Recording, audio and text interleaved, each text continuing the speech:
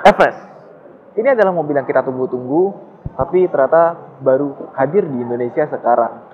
Dari 2012, 2013, 2014, akhirnya ada sekarang. Bagaimana kesannya? Coba kita lihat.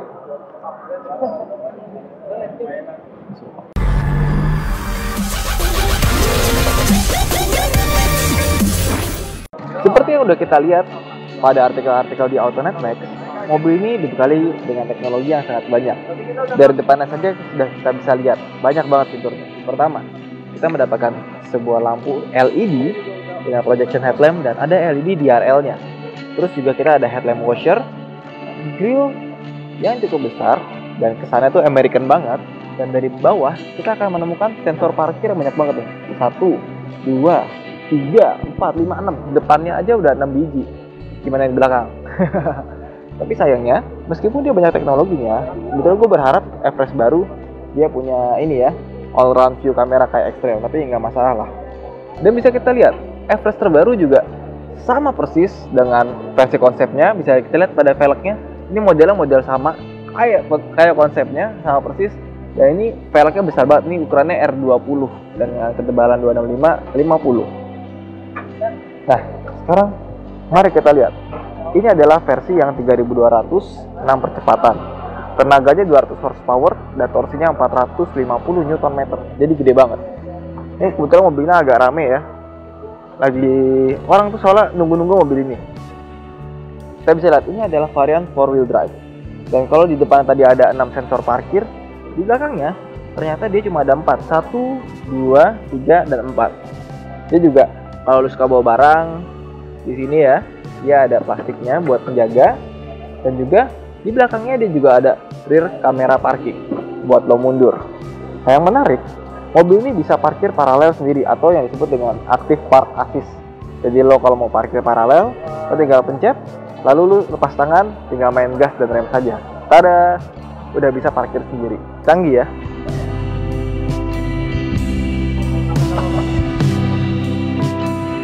Nah, bagian bagasi belakangnya dia juga sudah dilengkapi dengan power back door. Jadi kalau mau kita buka tinggal pencet, maka dia akan terbuka secara otomatis. Begitu pula dengan menutupnya. Bisa kita lihat bahwa bagasi juga lumayan. Lu bisa naruh beberapa koper di sini karena ukurannya cukup besar. Dan kita mendapatkan sebuah colokan 12 volt. Ya, meskipun dia ada pencetan buat tarik bawah, sebetulnya kita tinggal pencet tangan ya. Dan yang menarik, kalau misalnya lo pikir kursi belakangnya harus dilepas secara manual, dia bisa dilepas secara otomatis dengan menggunakan tombol di sini. Ya, kita tekan, dia ada motornya untuk membuat kursinya menjadi tidur. Nggak cuma sebelah kanan, juga sebelah kirinya juga ada. Canggih ya, sama sekali effortless. Naikinnya lagi juga, tuh kita bisa naikin secara otomatis. Gokil nggak sih? Tinggal pencet doang, sip, jadi.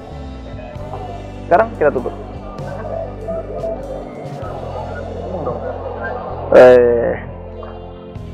Jadi nggak cuma pintu belakang elektrik, tapi kursi belakang juga elektrik. Sekarang kita masuk ke dalam ya.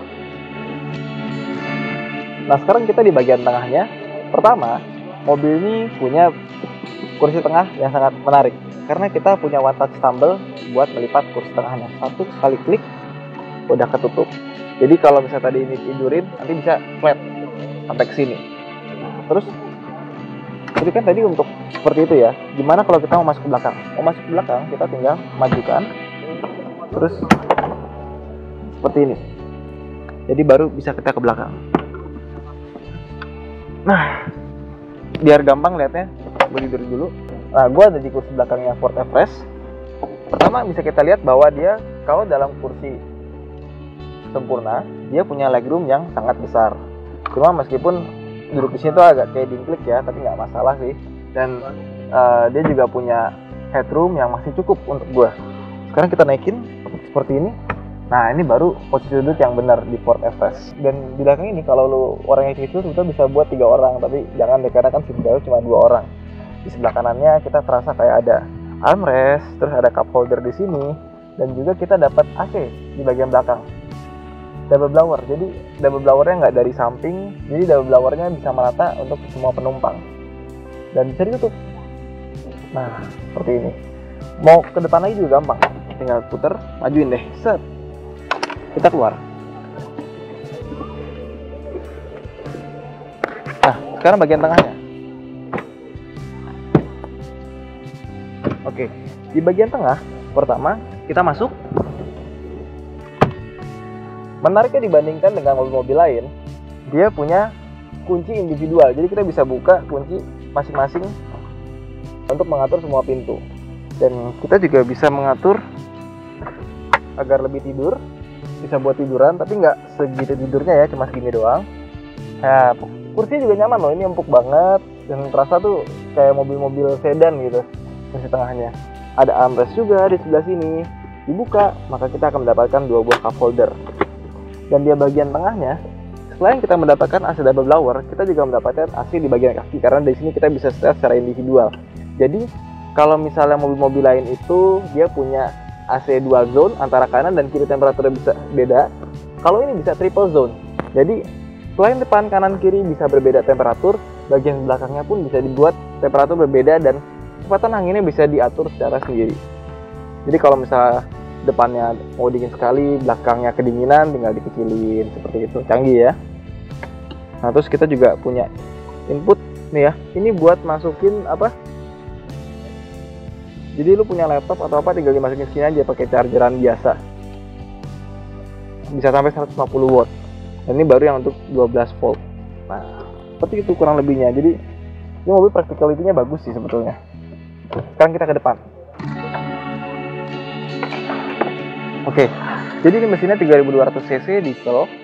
Dia punya tenaga 200 horsepower dan torsi 450 Nm dan didapatkan secara flat mulai dari RPM rendah. Kemudian ada juga versi varian 2200 cc yang punya tenaga 160 horsepower dan dia juga punya torsi sebesar 380 Nm yang didapatkan juga secara flat.